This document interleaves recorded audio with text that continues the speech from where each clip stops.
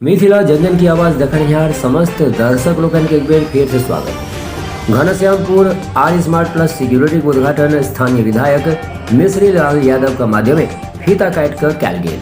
एहि मौका पर विधायक मिश्री लाल यादव संचालक दीपक कुमार झा के ग्रामीण क्षेत्र में एहि तरह सुविधा उपलब्ध करेबाक लेल सराहना कयलनि। ओतहि जिला परिषद सदस्य माधव झा आजाद एहि मौका पर संबोधित करैत कहलनि जे are smart plus security services सेवा जे छै से एही ग्रामीण परिवेश में चोरी डकैती आ लूट एहन घटना पर नजर रखबा में मदद देत। एही मौका पर जदयू प्रखंड अध्यक्ष विनोद मिश्रा, पूर्व मंडल अध्यक्ष मणिकांत मिश्र, मंडल उपाध्यक्ष दिनेश मिश्र, मुखिया बच्चा बाबू, ओम प्रकाश झा, सुमित झा और आन ग्रामीण सब मौजूद रहे।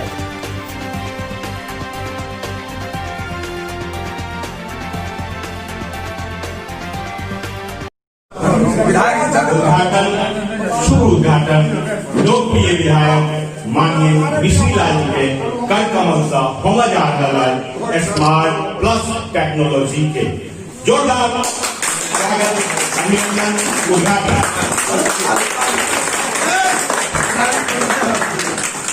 चेयर पर जाकर